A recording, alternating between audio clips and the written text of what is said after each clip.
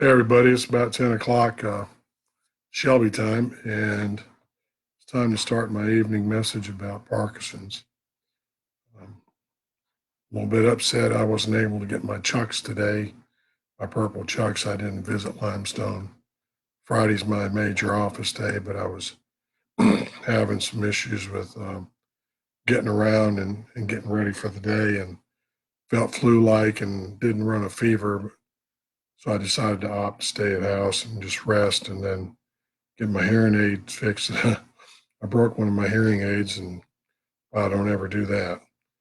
And they were kind enough to fix it when I dropped by. And I visited Shelby High School campus today, look at a friend's shoulder, and I wish them the best of luck. And as you can see, I'm wearing some Shelby um, athletic training gear. This is a Shelby Sports Medicine shirt from the Chris Norman era, along with the after April 15th hat. You wear the white hat after April 15th. I know I'm a little early, but I wanted to wear that in honor of my great friend. And I was his athletic trainer for his tenure at Shelby High School, except for a couple of years, except when I had a brain cramp and went out of county for a while.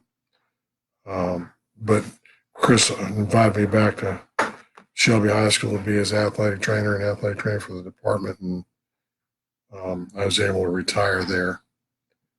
And I thank him. He's a brother. I admire him. His dad's a good mom and dad, great friends, Jane and Bill, and his lovely bride, Charlotte, and their family. And he's a grandpop. And I miss seeing him every day, and I miss him about town. Our schedules don't meet up, but we're going to have to get together. Another folk from Shelby Golden Line I'd like to say hello to is tonight is Kevin Allen. Kevin was an unsung hero. Shelby High School. He was a graduate of Shelby High School and then came back after his Navy career and other odd jobs and became a teacher in the old Shelby City schools and coached and worked with the EC population, and then he finished his final tenure many years at Shelby High School. Football coach, driver's ed, incredible classroom teacher, mentored many, many young men and women. And oddly enough, Kevin and I retired at the same time, and along with Audrey Tate, an icon in the guidance and counseling field. Um, Personally, was responsible for looking after my son and daughter and during high school and their career and getting them on the right foot for college and their professional development in their respective careers. Tonight, I want to talk about a couple things. And again, I apologize. I don't have my purple sneakers on. I'll definitely take care of that Monday and follow through. But I wanted to talk about some of the um, signs and symptoms that are considered, the normal, and then some of the odd ones. And I met with one of my friends.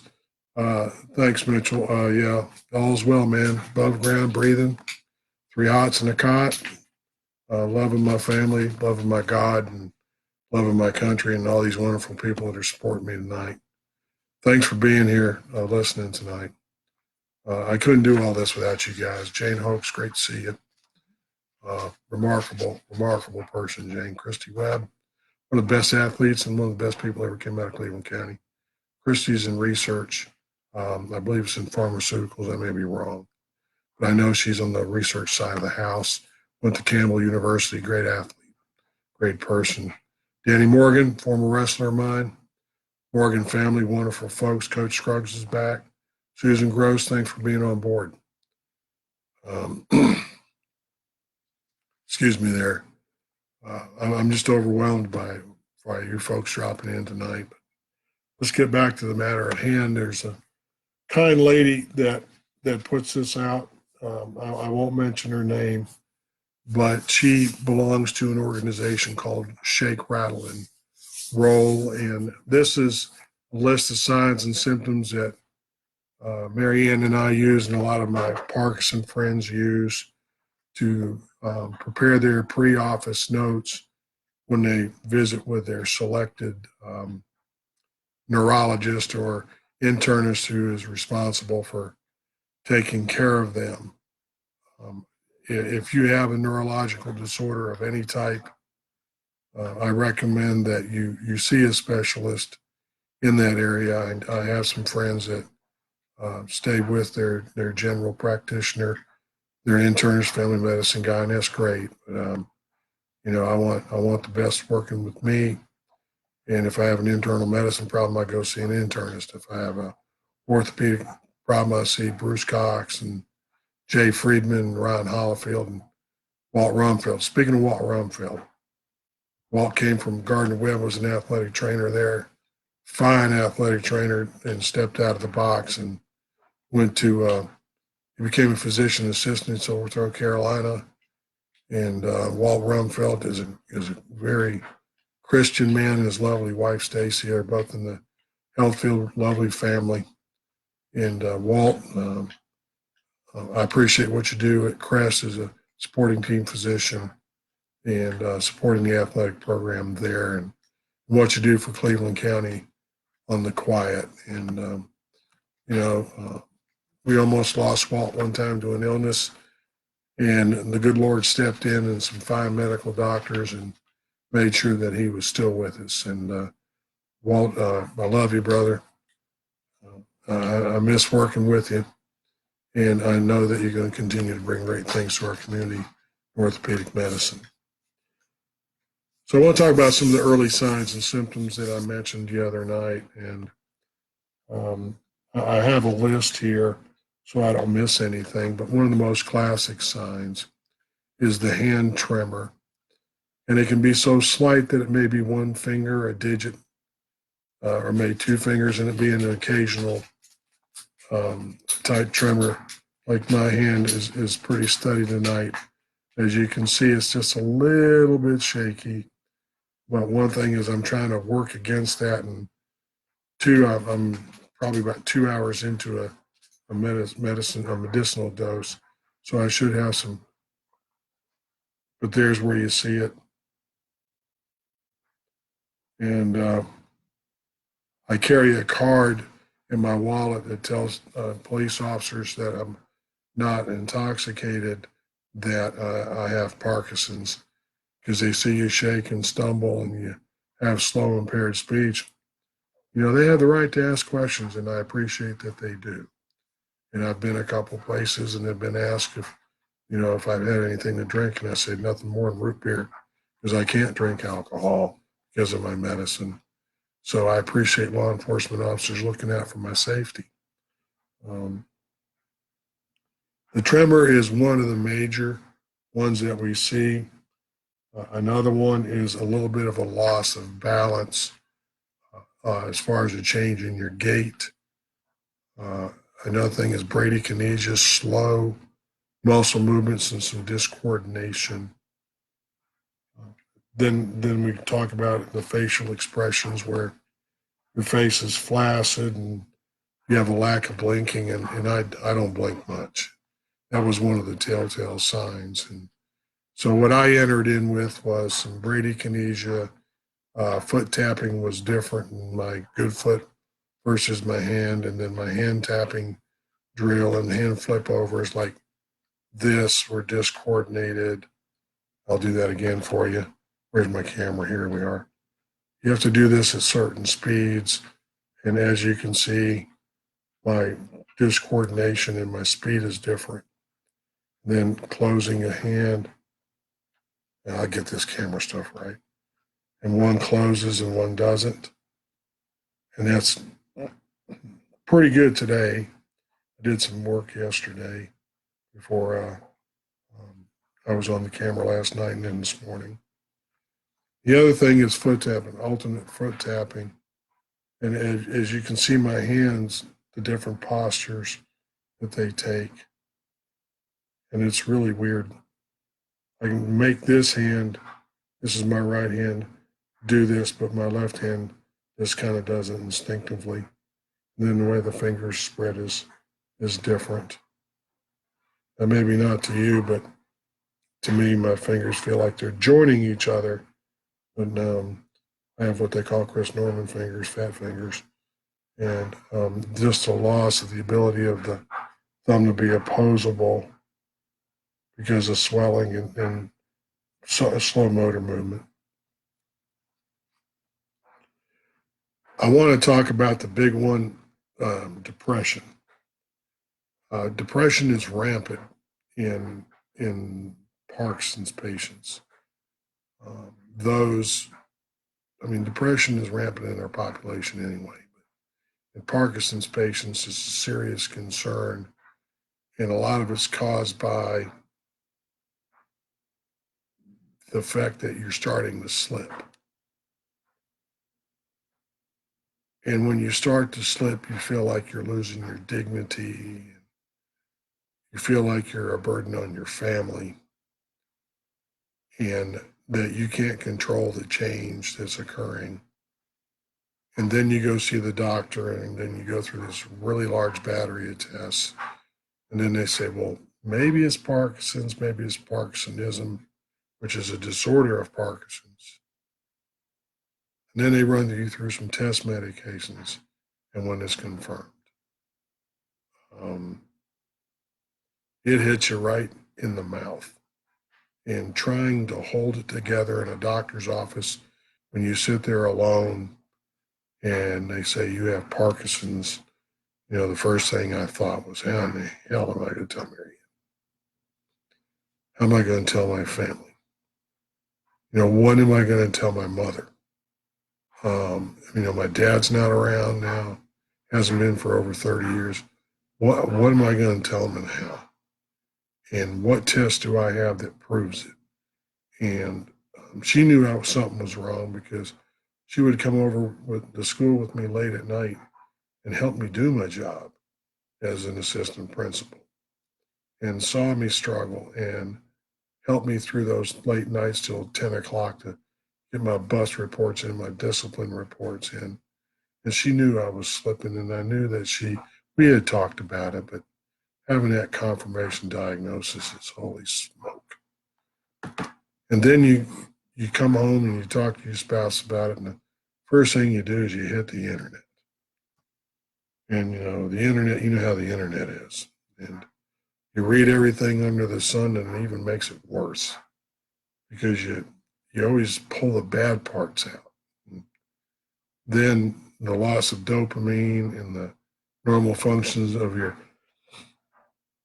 activities of daily living, and then an isolated tremor, or just some other odd things like I lost my sense of smell and I don't taste much food. And I really, and this sounds real petty, but I miss Marianne's meatloaf, something awful, and my mother's meatloaf, and I'm a meatloaf nut, and not to be able to taste the food that Marianne makes for me just really, excuse my language, just pisses me off.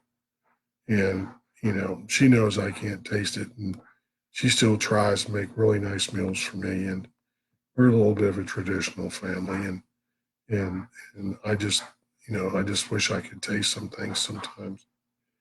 And I have to season stuff to maybe spark some taste. Sometimes I eat things that on Monday tasted fine, and on Wednesday, holy smoke, just bitter. So your taste gets screwed up, and if you can't smell, a lot of your taste is shot because they work together. But I want to get back to the depression, and it's caused by the confusion that you may be having with your organizational skills, the agitation, the loss of some normal activities, daily living control, your lack of ability to do a job you take great pride in. And also what I was developing a problem with was just drooling. And then tearing out the side of my eyes. I could sit there and just tears would run down my face here. And usually mournful tears run from the lacrimal ducts. And these are painful tears or involuntary. And then I would just sit there sometimes and just drool out the corner of my left side.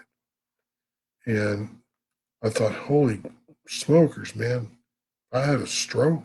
And So those were the kind of things that I went to see Dr. Klein with. And the bad thing is nothing added up. Parkinson's doesn't add up because everybody's is different. I'm going to show you, here's my show and tell a little bit. These are a list of all the signs of Parkinson's. Now the thought is that Parkinson's manifests in the gut. And after you take medicines like I take, you get a gut now. So let me tell you just from what I deal with, and you may think I'm crazy and I ought to be in a wheelchair or something, but I deal with achy muscles. I've been into the hospital, and boy, this is private, for constipation twice because my function for a BM were completely lost because of the medications I take, cause of complacency in the iliacus function and the homeostatic functions of the bowel tract, peristalsis. Thank God I haven't had depression yet because I stay pissed too much. And making decisions was difficult. That's resolved itself. Thank God to Dr. Klein. And have some issues with sitting to stand, swallowing. You know, I mentioned Lori Key again. She saved me. The drooling was resolved by her as well. I didn't sleep during the day, but I don't sleep at night. I'm a bit of a night owl now. My right arm doesn't swing much. I used to get gassed quickly, but my meds have taken care of that. I'm starting to stoop. I limp anyway from bad knees. Loss of balance. If you pull on my shoulders backwards, I'll fall down sometimes, but I've gotten that under control better. Last night it said loss of smell. I do have pain all the time, you know, small handwriting, numbness and tingling, especially in my arms. My sharp pain in my joints is resolved. I just think that was just episodic. Sleep disturbances there. As you can tell, my voice is soft. Um, my hands are evident. You've seen that. Otherwise, I have low essential tremor. And as you can see, this was posted by Kate Kelsel. So now I've revealed her name. And she won't mind. She put this on the internet. Short-term memory loss is resolved. So just on those alone, it sounds like I'm a mess, but actually I'm not because, see, this is mainly early signs checklist. And then as time goes on and you're treated, those signs and symptoms narrow down and they don't go away, but they're controlled. And then the other ones start to show themselves. In my certain cases, it's my gait. I'm more wide base or agtaxic. I can't turn around all the way like you do. I have to turn in what they call M block, which is turning around a little bit at a time. If I get tugged real hard, I tip. Excuse me. I yawn a lot from poor oxygen control between my lungs and my breath when I talk. And Lori can talk more about that if she joins me on one of these. Might do one from our office if I can talk her into it. My vision's changed, hearing's changed, and my tongue control has changed. I'm awkward with my hand movements sometimes, but I have friends that have Parkinson's a lot worse than I am. And I have what they call ptosis, where, you know, I've always had a little bit of a saggy eyes, but my eyes are starting to do this more and more and more. That's the facial tone and how you like my bald spots that cover up along here. But that's because I'm losing facial tone here and it causes it to drop. Oddly enough, that is a secondary diagnostic of Parkinson's. And guess what? No longer paid for by insurance. It's out of the pocket. You have to go argue with the insurance company and they always win. Used to not be like that, but I won't get into politics, but with new healthcare plans, things change. That's considered cosmetic now versus associated to a disease. And I've been around that fight with Blue Cross Blue Shield, and I'm not going there again. I'll just have saggy eyes to go with it. At least they work, right? Thank you, Street Hammett, for taking care of my eyes like you do. I appreciate you. And moving forward with the signs and symptoms, as you start taking your medication and they plot out your medication schedule, you see a lot of things not disappear, but not be as severe. And you start to learn to adapt your life. And how would I say, just roll with the flow, shake, rattle, and roll. Do you get depressed? Everybody gets depressed. Do you go down the rabbit hole? Sometimes you do. But if you got a support network like I do, all you got to do is pick up the phone. But there's so many people that don't have a support network. And that's why I'm out here today and we'll be here for 30 more days is that thanks, Karen. Appreciate you loving my eyes, man. Great thing about having eyes is we see things that we should have never seen. And then we can't wait to the future to see the things that we need to see. You know, it, I just lost track saying that. Anyway, somebody cue me where I was. Uh, but I just, what I wanted to talk about the depression a little bit. If you got a support network and you got a good close network, whether they're Parkies or your family or friends, church friends, it's okay to walk up and say, man, I'm in a bad place. Can you help me? Put your pride away for a while and ask for help. That was hard for me, man. Because, somebody said, a lot of folks think I'm arrogant. Well, I may be a little arrogant, but I'm confident. And sometimes we get that confused. But I tell you what, this one smacked me in the face, knocked me down hard. And without my friends, I wasn't able to get up and fight back. And now I'm so dang angry and mad that I'm at war in a different way. Not doing it with a weapon. I'm doing it with the weapon you pull the trigger on. I'm doing it with a weapon of information and getting people out. Hey, Rod Walters. Rod.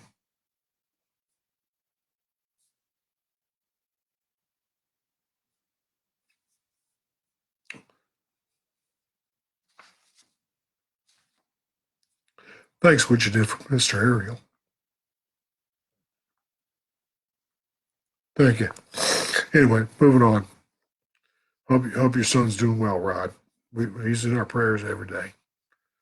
And thanks what you did for Mr. Ariel. He always talked about you when I was his intern, how great you were and how great you still are as being an athletic trainer representing our field across America. I've learned a lot from you, Rod, and I'll still learn from you until the day when we part this earth, when we're 104. Get back where I was. I'm sorry that struck me, but I've been around a lot of great people. Rod Walters is one of them, and he's an icon in what we do. Real hero. Um, when you have a support network, it does make it easier because they keep you accountable for yourself, and they're always boosting you, and it's with sincerity. It's just not blowing smoke where you sit. It's they're gun ho behind you, and they're honest with you when you're slipping because of either your disease or for your not taking care of yourself. I tell people that sometimes I'm actually more comfortable around people that are disabled or have a disability than I am around able-bodied population. And I think that's because when you have a disability, when you have a disease that haunts you or takes control of you, it really humbles you to a degree to where you are want to be around people like you, so you can bond with them, so you can help support them, and they can help support you through a common experience. It's hard for me to say sit with somebody at stage 3, 4, and then stage 5 on the Canadian scale when they're completely dysfunctional and say, "I know how you feel." No, I don't. Will I know how you feel maybe in 15 years? Maybe. I don't know where this disease is going to take me. So we have a little bit of a fear of the unknown, and that contributes to the depression. The bad thing about Parkinson's depression is in a lot of cases it leads to suicide. You know, veterans, we have enough issues with 22 a day. I don't even know what the statistics are with Parkinson's suicide, and I've never looked it up, nor will I ever look it up. When my physician looks at me and says, Jim, if you start having repetitive depression issues, we're going to get you some help because suicide among Parkinson's patients is very high. That lit the candle. And I wasn't in that zone, in that hole, so to speak. But when he tells me that, I started listening. And I didn't run to the internet. And I didn't read a bunch of stuff because I feel sometimes we catch diseases we read about. So I started listening to the friends that I have that have Parkinson's. And in a couple of cases, I saw it. And then it scared the hell out of me to see my friends at that state, and nobody was addressing it. Nobody was helping them. And then I lost a couple of friends for telling them, like, I think this is where you are. And, please let's get something done because I don't want to lose you. And they didn't want me to be around them. So and I know they eventually went and got help. We haven't made contact yet. When they make contact with me, I'll just open my arms out and love on them, and we'll just carry on. But Parkinson's depression is bad. Any depression is bad. But you got a psychosocial disorder, psychological disorder, you have psychomotor disorders, you have neurological dysfunction, neurophysiological dysfunction. What else do you want to add to the mix? And then if you start taking an antidepressant in addition to what you already take, you have to reconfigure your medicines. When you reconfigure your medicines, you reconfigure the aspects of your Parkinson's. So here we go, the drug loop again. And Parkinson's medications are not cheap. They used to be pretty affordable, but you know what I'm talking about. The cost has changed. Thank God that pre-existing conditions no longer disqualify. But we got to get the pharmaceutical industry back in check because they raise their prices to maintain that profit margin. So they still would make their money. I thought they were in the business to heal instead of take. That's my political statement for the day. But I do know what they used to cost me, and I know what they cost me now. And, the distributors of my medications can't explain why except for research and development. The last thing I want to say about the depression is it contributes to the confusion cycle in your family. The confusion cycle in your family. They see a depression happening in the person. You see the physiological depression, they almost miss it because they say, oh, that's just the Parkinson's starting to deteriorate the body a little bit more, the muscle tone, the speed of movement, the facial expressions, when really it's depression becomes clinical. And then clinical compounds with Parkinson's, and then that process is rampant. So if you have a loved one that has Parkinson's of any flavor, shape, or size, gradation, whatever you want to call it, please make sure when you visit with them, with their physician, to address depression, even if they don't have it. Just make them aware that, this can happen and let's watch it. These are the signs and symptoms. Let's watch it. If you have 10 signs and symptoms and you only have one, give me a call. Get them to the doctor. Dr. Klein gave me a medication one time, said, got to watch out for gambling and excessive spending. Well, guess what? We zeroed in on it and we watched the habits that I used my debit card, because I don't have any credit cards, used my debit card. We watched the bank. And because you can make a purchase and not even realize you're doing it. And we found out that I was doing just fine. But if we hadn't been made aware of that situation, maybe I could have started purchasing and used money out of my family's account I shouldn't be using and harm, the solvency of Marianne and I and the bank. So I thank Dr. Klein for bringing that out. So we watch that every month to make sure that it's not a side effect of the medication. The last thing I'm going to talk about, I've run over my time. I apologize. Uh, I don't know if I've brought this up before. Shoot, I can't remember sometimes, but this is a paracord leash that I use. Howard Young has one of these. His is police officer blue line and black.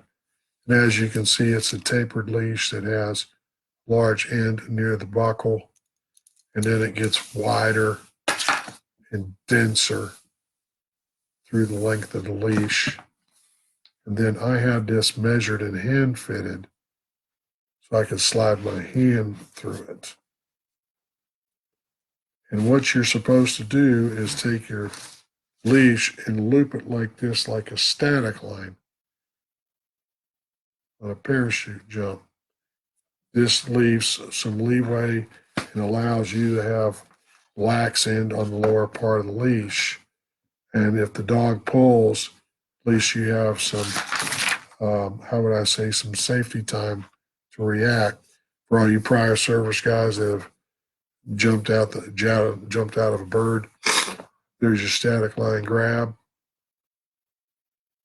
And that allows you for really good control of your animal, your dog, your service dog. What I like about this leash is it's textured and it helps me with my hand mechanics. And I can actually walk down that leash length to get to it to send a message to Moose, different control levels. I can also fold this up under a belt, do a quick weave if I have to, control it like this. Again, I can fold it up and stick it under my belt real quick and use that as a shorter leash. I also, this is the second one I have. This is a belt leash here. This goes where your belt is looped. You have a belt loop on this side and a belt loop on this side. And this goes with your belt, and it's a bungee leash. It has a safety clip that you pull.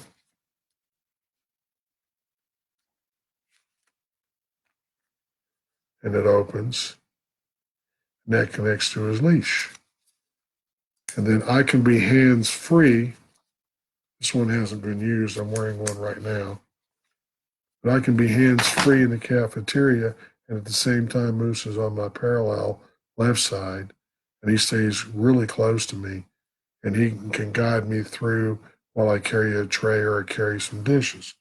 Howard Young gave me one that I wear constantly. This is my plan B leash in case I should break it or for some reason I don't have it with me. I always carry a spare leash. I always carry a spare long lead as well. Backup vest. So you have to have a plan E, plan A, plan B. What I like about those type of leashes that I have is that paracord is resilient. It can get wet, dries fast. You can throw it in the dryer. It's very strong, 550 pounds PSI on each strand. At the same time, it's interwoven, it's tight. For some reason, like Moose chewed through it one time when he was agitated at a faculty meeting, so I just gave him the leash and he chewed on it. And when we got to the point we had to leave, I just tied a typical knot through it, a double square knot on it, and I had an instant leash again, and we got him home. But those are the couple show and tells. Again, this is a paracord leash, $19. And these are handmade by veterans. And I'm learning how to do this. And if I decide to go into business for myself, all proceeds will go to Parkinson's Foundation. You can hand fit them or wrist fit them. If you're a little tight, you just wet it and put it on your hand and stretch it and wear it for 20, 30 minutes. And then you can take a dryer and dry it, and it'll be the right size. This is a belt leash This is designed for lead control of your dog. I wouldn't recommend running with one of these. This is only about 3.5 feet, 4 feet on the full stretch. If you're going to get a running leash, get the gun that's got the double handle system on it. One of the handles is down here. That's going to wrap it up tonight. Karen, I'll get you a pouch leash. I'll call Heiko. He'll get me one. And we'll go from there. Or I'll call somebody that can get it faster than that, actually. If anybody has any questions, I'm going to be on for a couple more minutes. But I'll wrap up my rambling with this. Parkinson's disease is individual. The form of thought that we die from it is now we die with it. And that myth has got to go away. It's not a life ender. It's a life changer, but it's not a life ender. I have trouble swallowing. I don't have a protected airway. And if I don't do what I'm supposed to do, then pneumonia. And if the pneumonia doesn't subside and it takes my life, so be it. But it's pneumonia that took me. It's not the Parkinson's disease. The Parkinson's. It's not Parkinson's. Parkinson's does create a lot of health problems. And when a bunch of health problems get together, and then that's what takes you. Some physicians would argue with me. And I know what my doctor has told me. I know what I have read in the journals, and I know what I've seen. And nobody's going to convince me otherwise, because this disease is not going to take me, and it's not going to take my friends that have it. And we'll die the way we're supposed to die. And we'll die when we're supposed to die, but we're not going to allow a disease like Parkinson's to take us. And maybe I'm living in Never Never Land, but man, it's not happening. And I have to believe what I read, and I have to believe what my physicians tell me. The last thing I'm going to say for the evening is I heard a comment on a blog that I watch. And the comment was this: is the devil uses apathy to change the world. And if anybody that has an illness becomes apathetic about it, then the devil, which is disease, will manifest and it will take you down. That's what's happening to the morality of our country. We're so apathetic and accepting and forgetting the Big Ten and where our Constitution was, what it was designed for. That we're becoming apathetic and our moral fiber is being deteriorated. You can take that one statement from that one gentleman and apply it to anything in life. But as somebody that has Parkinson's, if I don't have a network of support, I could become apathetic. If I don't have a family that loves me and supports me through all of this, I could become apathetic. And the best way to prevent a Parkinson patient from being apathetic is to hold them accountable. Same with MS patients, and my friend Buddy Randy, same thing. Hold them accountable. Motivate them by accountability. And it does so much for the Parkinson's patient. And accountability is, this disease defines you. And it defines you in that every second of every day, everything you do is designed to defeat it, or at least break even. Because remember, I said every day we lose something. And here's what I lost today. I lost the ability to maintain a paintbrush. I'm painting some stuff downstairs. I can't paint more than 5 minutes at a time because my hand just can't hold the brush anymore. And I've been painting since I was a little kid. So the hack is I know this sounds awful, but I got those gloves like receivers have. I taped that darn thing to my hand with duct tape. And I kept painting, and it still started cramping and hurting. But if I stay at it long enough, I can beat it. And I accomplished my goal. I painted what I wanted to paint. Was it painful? Yeah. But you know what? Pain is temporary. Beating a disease, or at least breaking even with it, is forever. And it's going to take me forever to say thank you for all the support tonight. God bless every one of you. And be safe this weekend. Hug your kids. Worship your God. Um, and God bless America. Good evening.